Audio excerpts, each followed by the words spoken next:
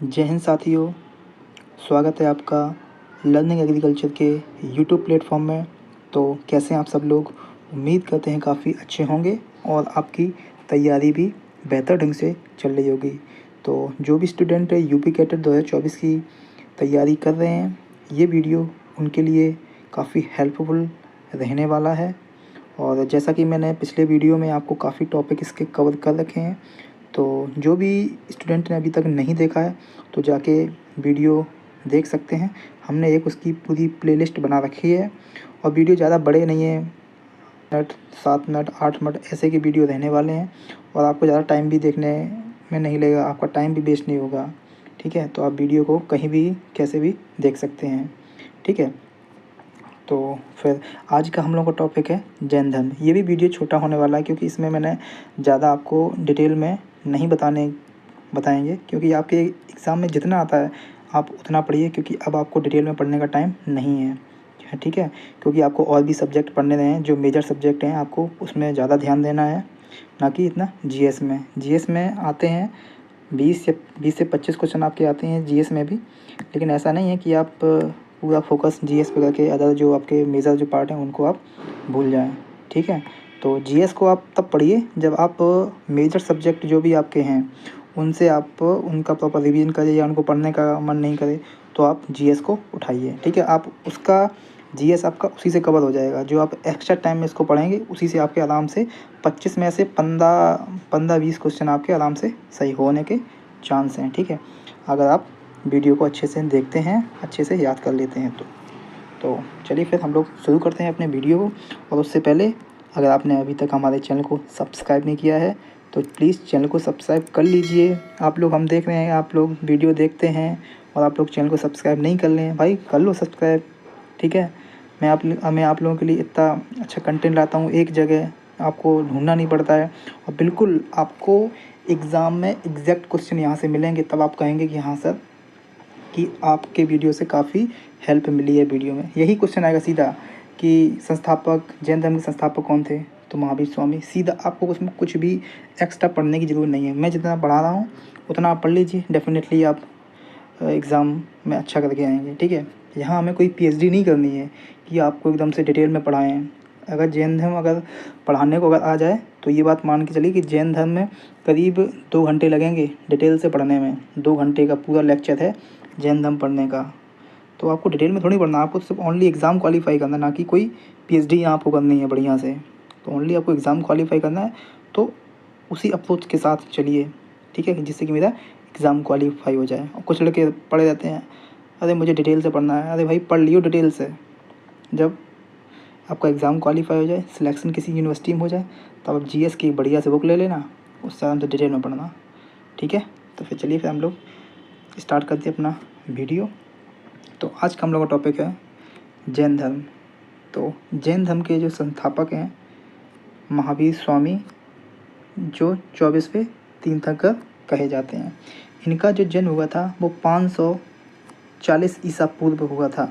कहाँ पे हुआ था? स्थान वैशाली के निकट कुंडग्राम में हुआ था। कहाँ पे? वैशाली कहाँ पे पड़ता है? बिहार में पड़ता है। कहाँ? बिहार में। ये हम लोग अच्छे से ध्यान रखें, कहाँ पड़ता है? वैशाली, बिहार में पड़ता है। ठीक है, बिहार पड़ता है। और जैन धर्म की भाषा पूछी जाए तो जैन धर्म की भाषा कौन सी थी? प्राकृतिक भाषा थी। इनके पिता का नाम क्या था? इनके पिता का नाम सिद्धार्थ था। ठीक है, इतनी बातें हम लोग अच्छे से ध्यान रखेंगे। फिर नेक्स्ट है,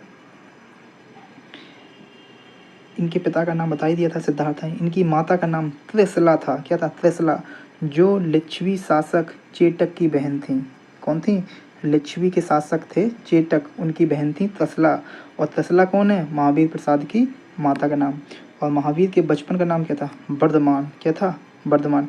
ये आपको क्वेश्चन देखने को मिल सकता है कि पूछा जाएगा कि महावीर के बचपन का नाम क्या था? तो वर्धमान था। ठीक है, और इनकी पत्नी का नाम क्या था? इनकी पत्नी का नाम यशोदा था। ठीक है, हम लोग इतना अच्छे से ध्यान रखेंगे। नेक्स्ट है, इनकी पुत्री का नाम प्रियदर्शना था। क्या था? प्रियदर्शना। और इनके दामाद का नाम क्या था? इनके दामाद का नाम जामली था, जो इनके प्रथम शिष्य थे।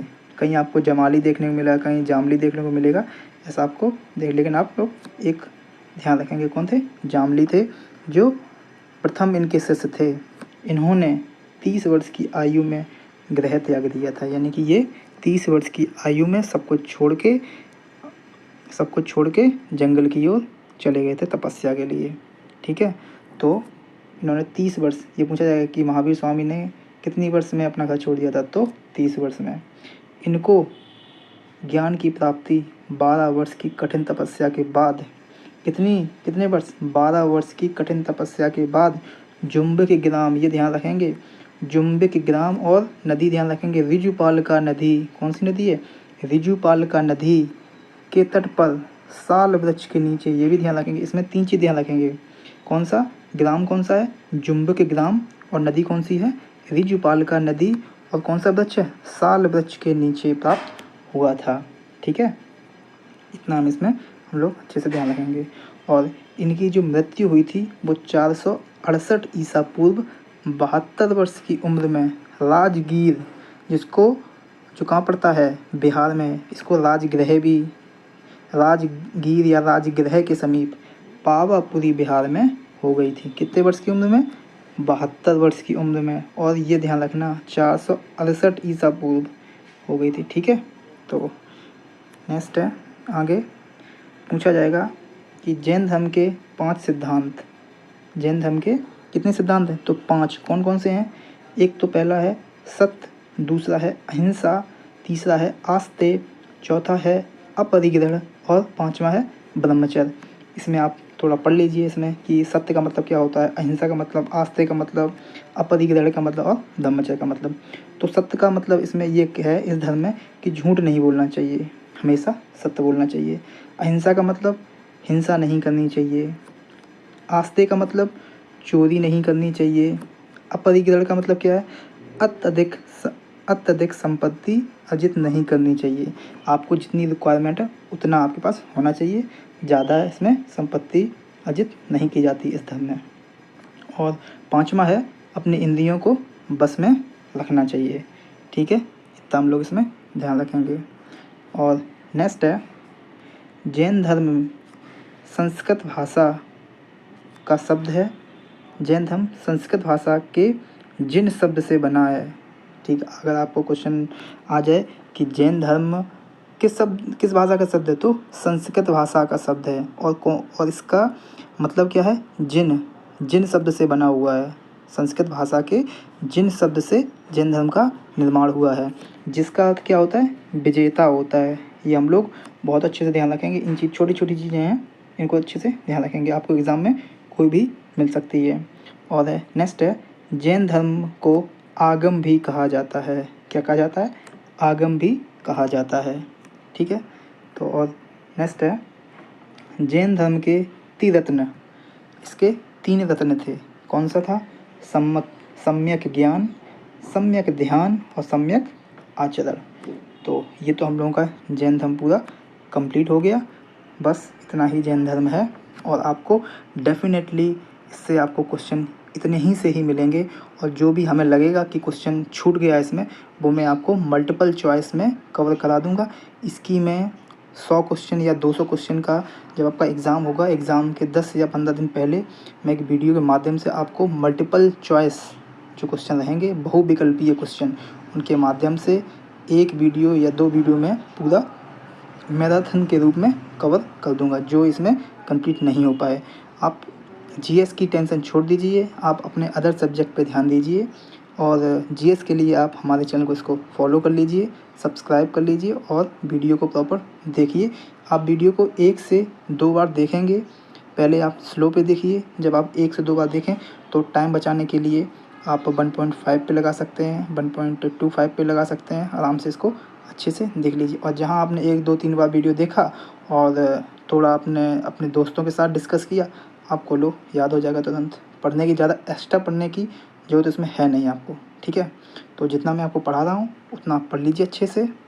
ठीक है, तो तब तक के लिए मैं, और नेक्स्ट हम लोग का टॉपिक रहेगा बौद्ध धर्म के बारे में आपको पढ़ा दूँगा। ठीक है, बौद्ध धर्म पढ़ाऊँगा नेक्स्ट वाला टॉपिक में।